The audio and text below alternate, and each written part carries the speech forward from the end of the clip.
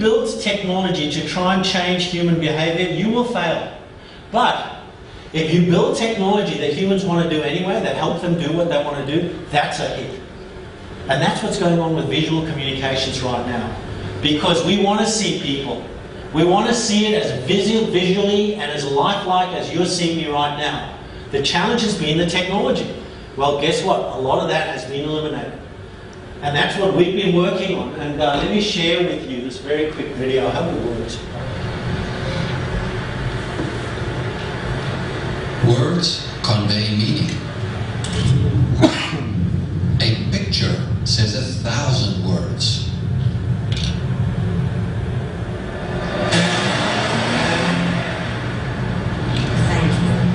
A video says it all. You can imagine if I try to explain that, we'd be together for hours. Now I know each of you have got your own little stories in your own companies in terms of how you need to take messages out. Remember I said return on attention, right? Getting messages out, getting messages to your own organisations out is really important. And you know, we've done a lot of work with video. And we've found that there are 7 use cases for video. And I think these are them.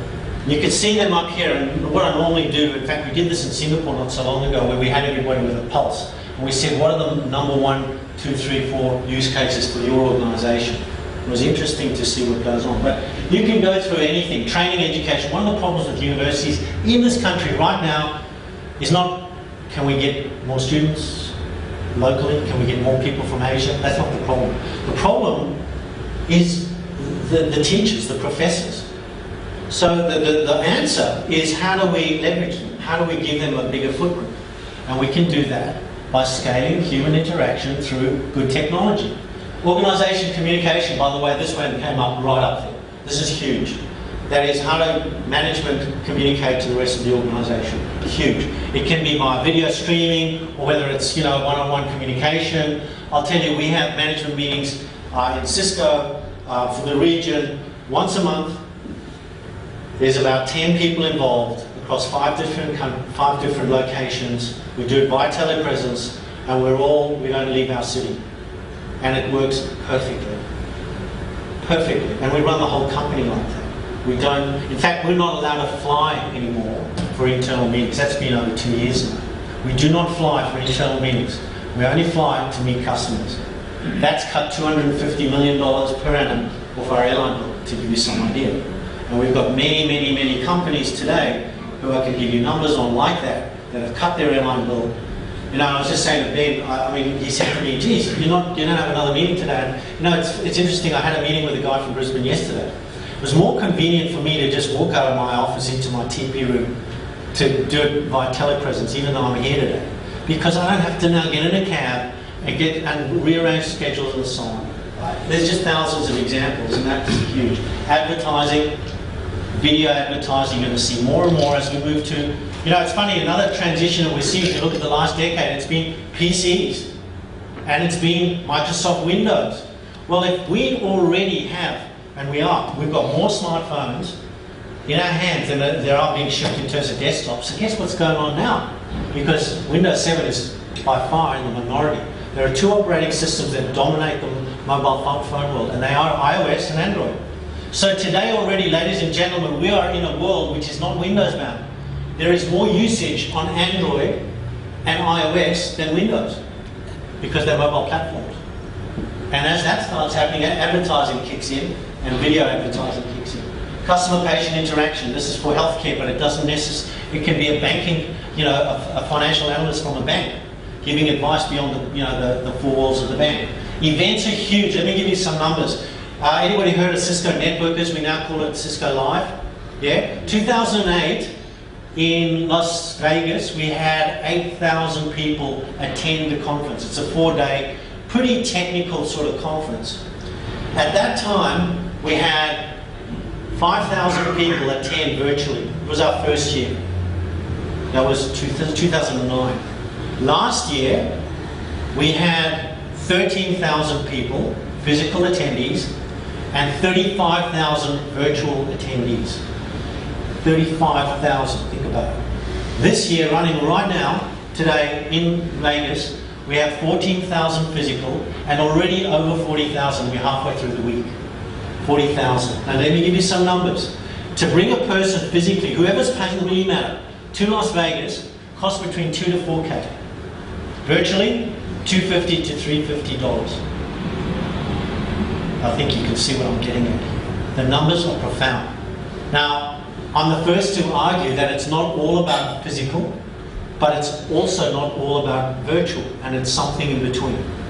And that's a real challenge for a lot of companies. For Cisco, it's been a challenge. When do you go virtual, when do you go physical? I'll give you an example. For me, I will never see any senior manager from a customer virtually. My first meeting will be physical, but from then on, it will be virtual. That's just my own personal way of doing things. And again, you can work that out for yourself. But you can see that this whole thing of events is massive. That was some story about Cisco, but we're seeing that around the world with many, many other companies. Safety and security, huge use case. Whether it's disasters in this state or Victoria or wherever it is, the ability to have visual communications is massive. And I've spoken about meetings. So let me wrap it up. I think what Lou Platt, who was sort of 2 or 3 generations ago, ran HP. If we knew what we know, we would be 3 times more profitable. And this is endemic today in many, even small companies. It's bad enough in big companies. It even happens in small organizations. And we've got to leverage technology to unlock that knowledge, and that's a really big challenge. Now, at this point in time, people say to me, Kevin, can you give me an example of a customer who actually uses your technology so we can see it in action, and it sort of gives you some futuristic view? So, in all seriousness, I want to play you this video. Revised and sent right out to you, sir. Sounds good. Listen, I should be back in the office on Tuesday. I'd like to see an updated P&L. Very good, sir. We're all over it. Right now, take care of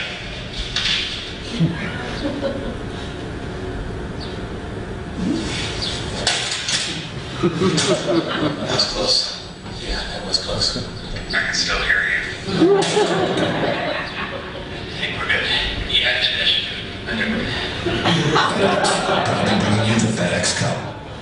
Who are a customer? Okay, so let's wrap it up. Everything that can be digitized will be. Everyone and everything that can be connected will be. In fact, we won't just have one channel. We will have, in 2015, Australia, every Australian will have 2.3 mobile broadband connections beaming into your person. 2.3 per person. We will be connected. If you think you're connected now, you're much more connected. All voice will be free. If it isn't, it's a rounding error. It's going to be free. In most cases, it's there now. And all traffic, nearly all traffic, will be video. And finally, everything that can be variably priced will be. So that leads to the next, I guess, pleasure that I have to talk about. So a few years ago, I met this guy, Ben. Now I deal with a lot. I've been part of local R&D in this country, worked with Telstra all the way down, and so on. So I meet this guy, Ben Shipley, and he said, "Look, Kevin, it was through a mutual colleague. I need to have a cup of coffee. I want to talk to you about some ideas I've got, etc., etc." Okay, let's have a cup of coffee. I'm always in for coffee. So we sat down and we went through with Ben what he had in his mind for a business, and it was CommSec. And we discussed over coffee, some of the things that I've learned through some of the experience we've had in setting up some telcos in the US, some of the things we've learned locally, not only with Telstra but with some small players. We've just gone through the DSL evolution. And so we shared our thoughts and views, and off went Ben. Now, I don't know if you know, but I deal again with large companies, and it can be extremely frustrating because they will violently agree that they need to do this. You leave the room and nothing happens, right? And I'm sure you've got customers like that too. And in fact, most of my customers are like that, right? Yes, I agree with everything you're saying and I'm going to do it tomorrow, and they don't. This guy was, and there's a few in your career that you meet where you talk about something and he actually did it. And you blink and you say, this is actually happening. Well, I'm here to tell you that today I walked into their new centre down the road.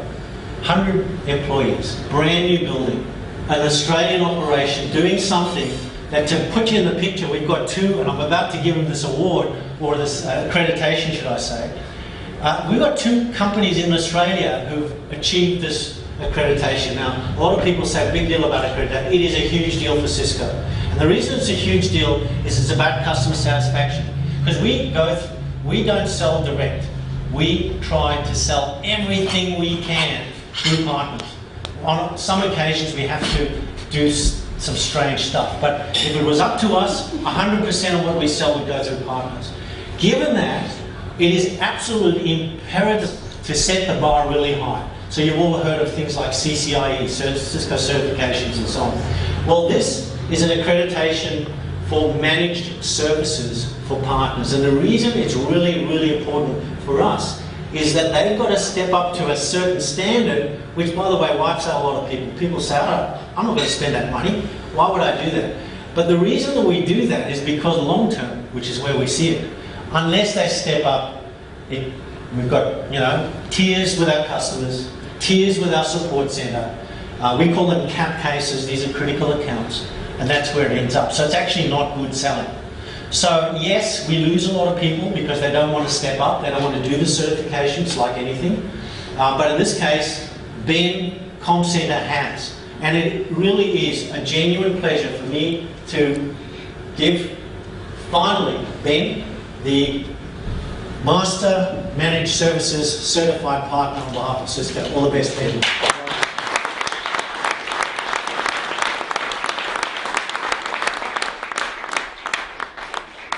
Thanks very much for your time. Are we going to take Q&A now, or how do you want to handle it? Q&A? Cool. Any questions? Yes, in the back. NBN, let's get into something non-contentious. Well, we could talk about climate change. Now, I was actually thinking that telehealth and telemedicine as a broad thing. Why do you think that in the conversations that we've had over the last 12 months, it's been almost put forward as a platitude that this is what NBN is going to be? Why are we not seeing the vision being explained to Australian people in terms of what NBN may represent, obviously which Cisco becomes part of that? That's a really good question. Why are we not seeing it? We're seeing it in bits and pieces, but I think that the way in which it's communicated is either from engineers being technical, which loses most people, or from politicians who, whether they like it or not, appear to come with an agenda, and people tend to switch off and so on. So I think there is a small group of people, and I'd like to say we being one of them, and I say this not because of us as a vendor, but because of what we've seen happen in countries like China, India, the third world, and even countries in the Middle East and so on, where with national infrastructure, how it can transform the services that can be deployed to a citizen, how it can transform healthcare, education, and bring those countries up into the developed world, right? The problem I think that the politicians have is they come coloured with that sort of political stripe, if you will. I guess from our point of view, we come coloured with a vendor agenda, but if you can cut through that, and I think a lot of the time all you hear about the NBN is faster broadband. I remember Tony Abbott's great quote, "Why do I want faster email?" Tony, this is not about, in fact, if anything, it's about getting rid of email, okay? This is about getting little companies in the north of Queensland connected to the world. Why? Because if they don't, they will be done away with, right? If we don't do this, we will be done.